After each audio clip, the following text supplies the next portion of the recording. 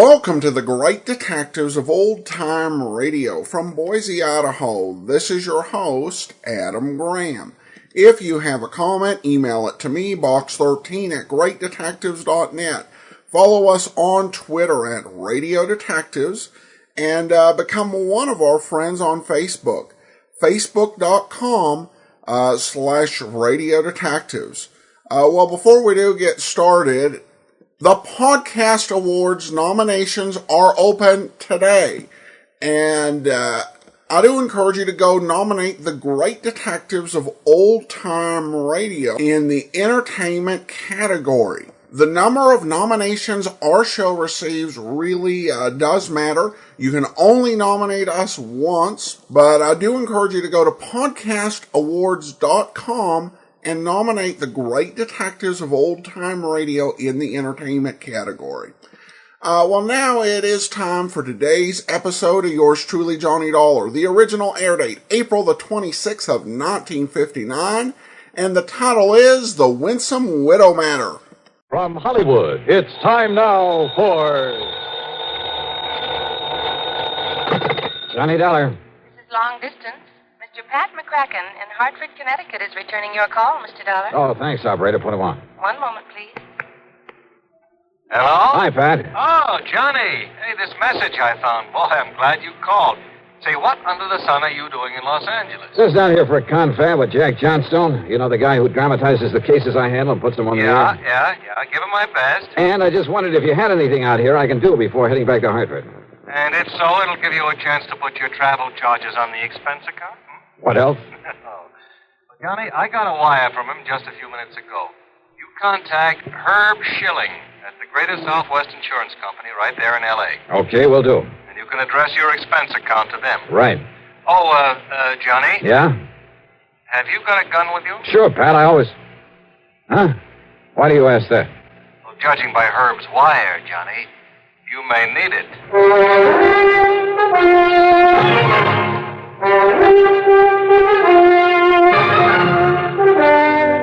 Bob Bailey in the exciting adventures of the man with the action-packed expense account. America's fabulous freelance insurance investigator. Yours truly, Johnny Dollar.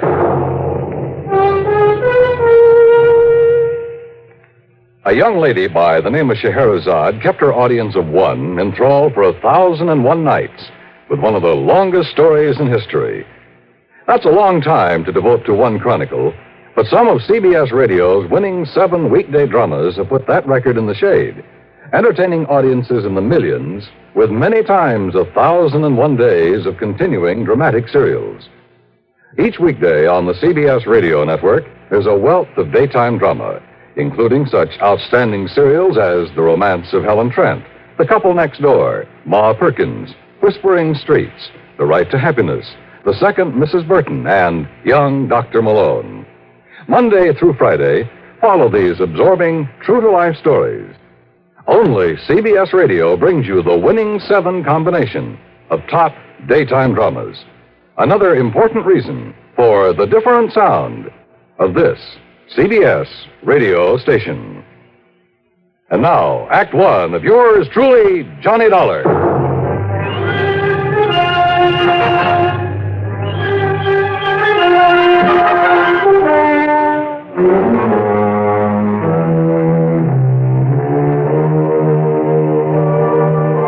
Expense account submitted by Special Investigator Johnny Dollar to the Greater Southwest Insurance Company, Los Angeles office. Following is an account of expenses incurred during my investigation of the Winsome Widow matter.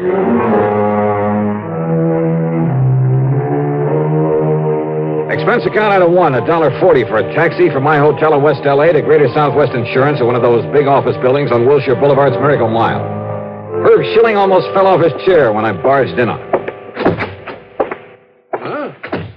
Dollar. Hiya, Herbie. Look, I know that some of those new jet flights are pretty fast, but I only sent that wire to Pat McCracken a couple of hours ago. I didn't waste any time trying to make plane connections, Herb. Just flew out under my own power. You're kidding, I know. But where were you when you got the word from McCracken? Right here in your own fair city. Oh, I wish I'd known that. Even those couple of hours could have been saved. Oh? What's the big problem? A little matter of a liquor store holdup. Only I'm afraid this one wasn't so little. Then tell me all. Yeah, sit down. Johnny, For some reason or another, these places that sell bottle goods are a pretty frequent target for stick-ups. Here in Los Angeles, there have been quite a few of them over the years. I'm surprised you insure them. And needless to say, premiums are pretty high. And at least so far as our company's concerned, the policies are somewhat limited. That is, insofar as maximum allowable coverage is concerned. Makes sense. On the whole, we've been pretty lucky. By that I mean we've had to pay off relatively few claims. But now in the case of Willie Lehman... Who's Willie Lehman? His store is out in West Los Angeles at 10921 Santa Monica Boulevard. And that's only about a mile from where I'm staying. And the old man opened up his place late in 1951. Oh? Yes, 61. Early in 1952, he had his first holdup. The bandits got away with something over $900. So he bought some insurance from us. Well, go on. Since then, there have been 7 more attempted stick-ups there.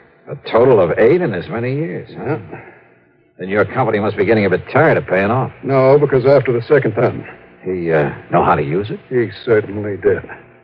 He had a lot of medals from some German outfit he was in during the last war. Anyhow, he suffered no more losses. That is, until last night. Oh, how much? In money? What else? Something like over $400 out of the cash register, as nearly as the police can figure from the register slip. Well, couldn't Lehman tell you how much? No. Because you see, Johnny, he also lost his life. Oh. And I take it you wrote his life insurance, too. That's right. $30,000. I see. Look, it's a little late in the day, but you want to go out there, check with the police? Sure. I'll be in touch. Item 2, $50, deposit on a drive-your-own car. I passed up 10921 Santa Monica Boulevard and went right on out west to West L.A. Police Headquarters. There I ran down Sergeant Mike Kirby, who was covering the whole affair. Mike turned out to be a young, alert guy on the ball and completely cooperative. That's right, Dollar. 8 times since he opened the place in 51. And that's way out of line. Yeah, I should certainly think so. And the last 3 stick-ups have been within the past 10 weeks. Sergeant, my contact at the insurance company, Herb Schilling, tells me that Willie Lehman managed to fight off most of the bandits. He told you right, Dollar. Lehman was not only a crack shot, but I guess he was pretty quick on the draw. It was only last month that he killed one of the 2 men that tried to hold him up. 2 men? What about the other? I'm way ahead of you. Huh? We find that other man, we find the killer. Probably. It seemed like a pretty safe bet. But look, Mike, if there were so many tries at this one place and so many all at once... Stakeout? Sure, somebody watching over the place. We tried it. As long as we had somebody there, you know, sitting in the back or working behind the counter or just watching from across the street, nothing happened. But the minute we took them away, bing, another holdup try. Somehow they seemed to know whenever we had the place under surveillance. And more important, when you didn't. Oh, what have you got to work on? Oh, nothing but a couple of bullets, I'm afraid. Want to take a run over and look at the place? Sure, Mike, why not?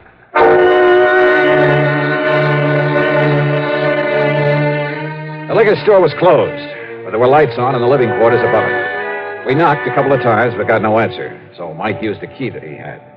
He and his men had been careful to leave things as they'd been at the time of the killing. He was lying right there, Dollar, as though he'd come around the end of the counter. Uh-huh. Near that door to the back room, huh? Yeah. That door also leads upstairs to the apartment. He must have taken a couple of shots at the bandit. You see where the bottles were broken over on the shelf? Yeah. No bloodstains or anything. I guess he missed for once. But not the bandit. Caught him right in the heart, Johnny. Bullet went in at the right shoulder, then down through his heart and stopped against the lower left rib. Of course, until you get a lab report on that bullet. Huh? Well, it must be his wife. The wife, she didn't answer when we knocked on the door. Good evening, Mrs. Lehman. Oh, no. Are you here again? Gee, Sergeant, do you have to come around at all hours? Oops. Hold everything. Lehman had been 61, but his wife, Gloria, couldn't have been more than 30. Tall, dark, she was obviously very proud of her highly commendable figure. Yeah, and she was pretty. That is, almost. Maybe it was just a little too much makeup, especially around the eyes, that she knew how to use so well. A little bell had rung in the back of my head. Yeah. And since I'd noticed a phone booth at the gas station next door, item 3, 10 cents for a call. Johnny. That's right, Herb, and I'm sorry to call you at home. That's all right, Johnny. But there's one thing I forgot to ask you about when I talked to you. Yeah, what's that? Who's the beneficiary of old man Lehman's life insurance? Why, his wife, Gloria, Johnny. Thank you, Herb Schilling.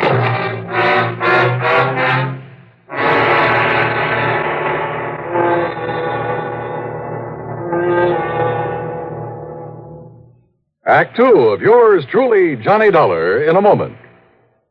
When Fidel Castro was biding his time in a remote fastness in Cuba, only a network like the CBS radio network had the equipment and manpower to go in and bring out the background of his revolutionary movement, his own words on what was to come and how it would come about. When major news breaks anywhere in the world, only a network like CBS Radio has correspondents on the scene or within short range. Only news like CBS News is global in scope and is up to the minute as a direct report from on the scene. That's why millions prefer CBS News on CBS Radio and its affiliated stations to every other reporting medium for speed, for accuracy.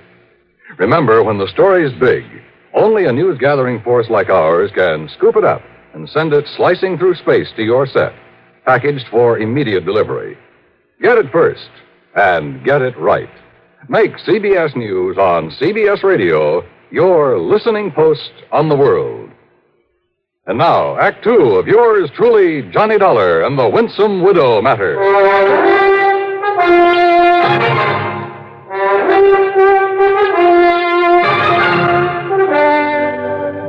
After the phone call to Herb Schilling, I went back into the liquor store where Sergeant Mike Kirby was still talking to Lehman's widow, Gloria. You mean you don't plan to reopen the store at all, Mrs. Lehman? Not if I can help it.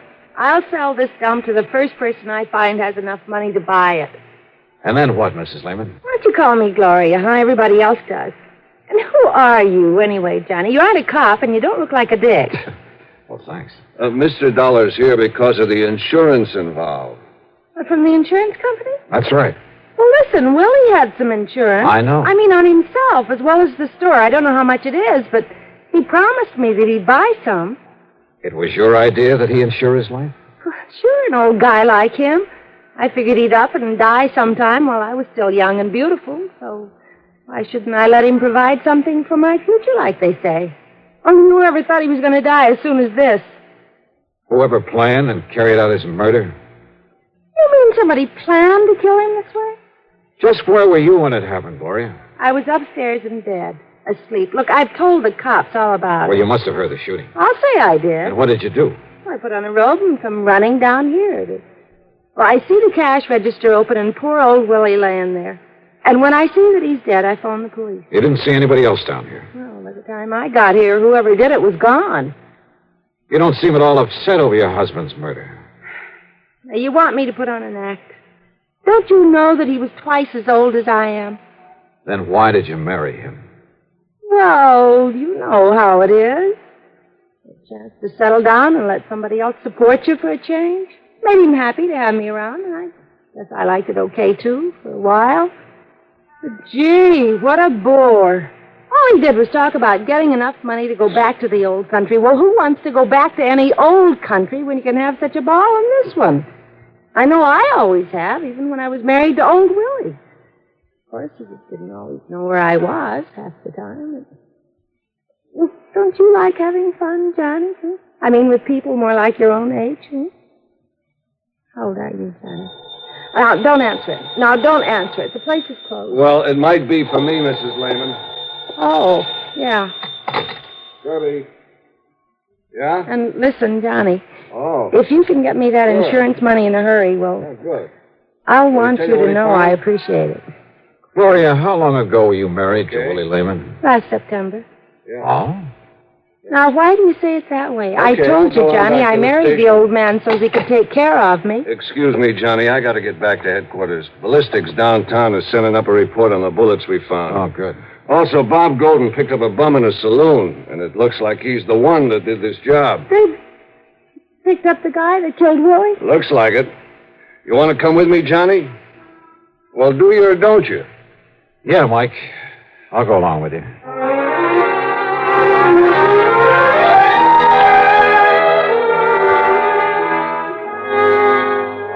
I told all those other cops. I'm the guy that heisted the dough out of Lehman's Liquors last night. Then you shot and killed him, Benny. Oh, no. No, I tell you, I didn't do it. That's the truth. So help me, that's the truth. Are you trying to say somebody else went in there and shot him after you left, Benny? Well, I don't know. There was no reason if you'd already taken his money. But I don't know. How should I know? You think I stuck around there after I got his dough? How many shots did you fire at him, Benny? How many shots? I didn't fire none. You saw that gun the cops took off of me. It was made of rubber. That's all it was. It was made of rubber. If I hadn't got stupid and gone out and got drunk and showed it to somebody and told them how I got away with the money from that liquor store with it, you think these dumb cops had ever got wise to me? You didn't fire a single shot? How could I? I wave my rubber gun at him. He reaches under the counter. He comes up empty, so he gives me the dough and I leave. You're lying, Benny. You make a paraffin test, Mike. Yeah, and I think this is the result of it. Well, Conroy? The paraffin test was negative, Sergeant. No sign of powder on either of his hands. Also, Sergeant... Hey, you see? I told you I never had no real gun. All right, Benny. I told you all I did was rob that joint. So Shut up, what do you want me Benny. to Shut do? up. Yeah, Conroy? Also, Sergeant, here's the report from downtown on the bullets from ballistic. Good. Here, let me have them. And also, they returned that gun of Mr. Lehman's that they found beside his body. There's no prints at all on it. Now, Johnny. is there anything else? Hey, look at this. Yeah? Conroy? Yes. Get this bum out of here. Lock him up upstairs. Yes, sir. Come on, Benny. You wise guys can't pin no murder rap on me. You wait till I get a lawyer. Oh, yeah, we'll wait. What's it say, Mike? Listen. The bullet that killed Willie Lehman and the bullets we pulled out of the wall of that store. Well? Johnny, they all came from Lehman's own gun. Well, how about that? In other words, with the help of that phony rubber pistol, Benny somehow got Lehman's gun away from him. Maybe Lehman had already pulled off a couple of shots and missed, but the one that killed him... Oh, yeah. The paraffin test showed no powder on Benny's hands. Then he must have worn gloves. He must have killed Lehman. You want to bet? Then who did? Well? First, I think I'd better get some proof. Act 3 of yours truly, Johnny Dollar, in a moment. Be sociable, look smart, keep up to date with Pepsi, drink light, refreshing Pepsi, stay young and fair and debonair, be sociable, have a Pepsi. When friends drop in, let your hospitality show you're sociable in the modern manner. Pepsi, you know, is the favorite of the smart and young at heart. Be sociable, look smart, keep up to date with Pepsi, drink light, refreshing Pepsi, stay young and fair and debonair. Be sociable, have a Pepsi. Have you tried a Pepsi lately? Now, Act 3 of yours truly, Johnny Dollar.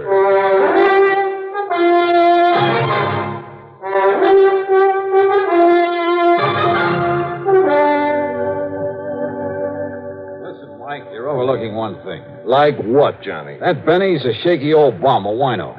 Suppose he'd gone into that liquor store with a real gun instead of that phony little rubber one you boys found on him. Well? You think for a minute he could have stood up against a crack shot like you say Lehman was? Well, now, that's Of course beside... not. Now, could he get Lehman's gun away from him and kill him with it? Ever since he kept the gun in that store, not a single hold-up man has got the better of him. He even killed one of them a month ago. That's very true. All right. Now, I think I can get your killer for you. Only you have to let me get her my own way. Her? That's right. You mean Lehman's wife, Gloria? That's right. Johnny, I thought of her, too. Motive, opportunity, everything. But proof. Let me handle it my own way. But if she didn't do it... If I'm wrong, it won't be any reflection on you, on your record. Oh. I see what you mean. Okay. We'll take my car. And you gotta promise me one thing. What's that? That you'll stay outside, that you won't make any move until I ask you to, no matter what happens. Well, now, Johnny... Otherwise, you can try hauling her in yourself. But, of course, if you're wrong about her. Okay, Johnny, let's go.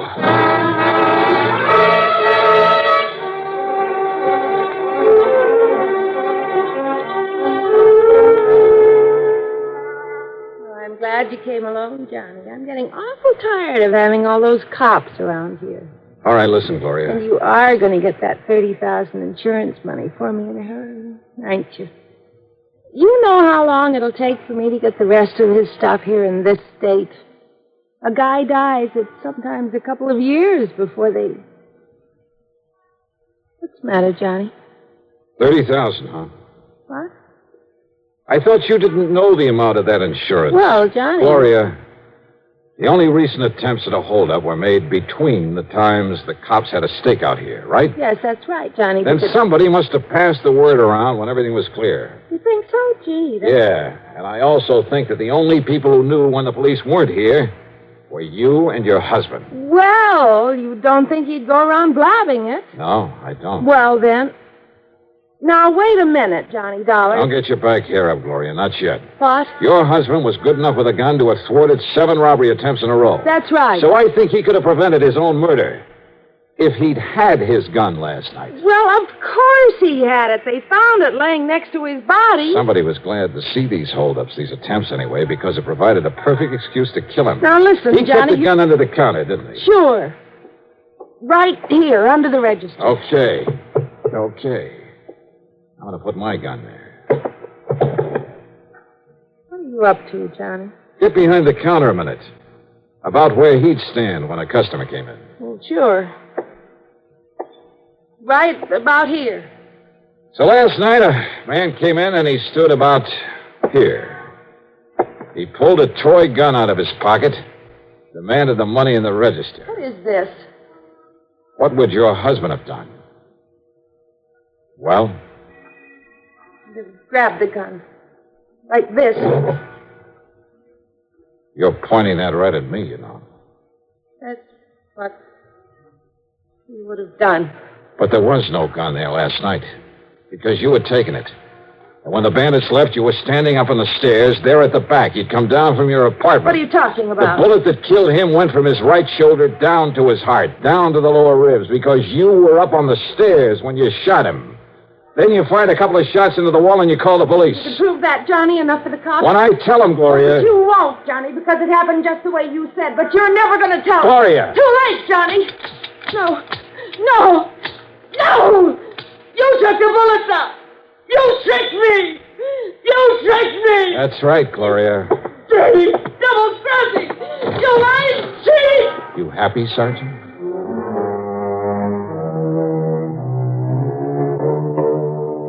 Pretty obvious, I guess, right from the beginning. But as I said, getting proof, or in this case, a confession, isn't always so easy. Anyhow, expense account total, including mileage on the rental car and the trip back to Hartford, I'll call it $250 even. Okay? Yours truly, Johnny Dollar.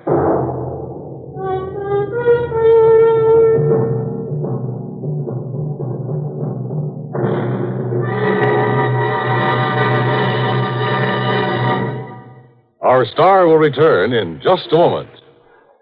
Can you get premium gasoline performance at regular gasoline price? Find out what so many other car owners have found. In 3 out of 5 cars, regular priced Sinclair Dyno gasoline matches performance of premium gasolines, saves you up to 4 cents a gallon. Almost anywhere you see the Sinclair sign, you can save up to 4 cents a gallon with Dyno and still get premium performance and mileage. Drive with care and buy Sinclair Dyno gasoline.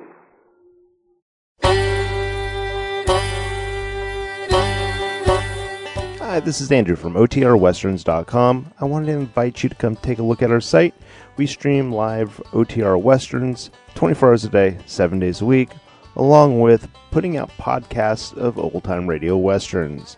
Check us out at OTRWesterns.com. You're listening to The Great Detectives of Old Time Radio with Adam Graham. Now let's get back into the show.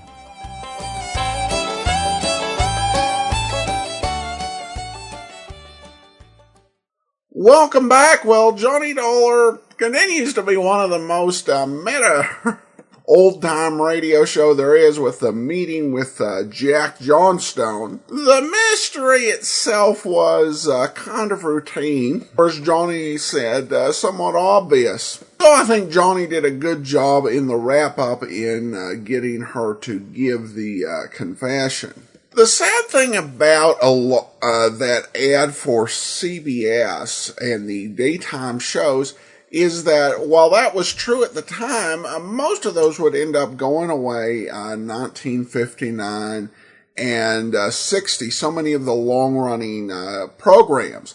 Though I will say Couple Next Door was not really all that long-running. It had basically just been introduced in 1958. And that's one of those few radio serials where most of the episodes still exist and are out there. And it's fair to say that CBS Daytime did survive a lot longer than a lot of the primetime dramatic and comedic content. But yeah, when you get into 1959 and 60, so much of that did end up given away to television. All right, listener comments and feedback, and we have a question from Craig, who wrote in, I'm enjoying yours truly, Johnny Dollar, through the iTunes podcast feed, but there seems to be a feed limit of 200 episodes. Any way to get around this? If not, what's the best way to get the old episodes? The best way to get around it is through our app, which you can get through the Apple Store for your Apple device, or you can also purchase through the Amazon App Store for your Android device. And he did end up opting to get the app, and he writes, now that I have bought the app through the App Store, I can listen to all of them. I spend a lot of time where the cell service is either terrible or non-existent, so the feature of allowing me to download a bunch of episodes ahead of time is invaluable. Also, I've been listening only to yours truly, Johnny Dollars, but now I'm going to broaden my horizons through the app and explore other detectives. Have already listened to episode 000, Screen Guild Theater, called Northside 777. Well, thanks so much. I'm glad you purchased the app and are enjoying it. All right, well, that will do it for today. Reminder, please go and nominate our program in the Podcast Awards, podcastawards.com. Do send your comments to box13 at greatdetectives.net. Follow us on Twitter at Radio Detectives. Become one of our friends on Facebook, facebook.com/Radio Detectives. Tomorrow, Dragnet. Monday, we'll be bringing you the new adventures of Michael Shane, and then join us back here next Friday for another episode of yours truly, Johnny Dollar. In the meantime, send your comments to box13 at greatdetectives.net. Follow us on Twitter at Radio Detectives and become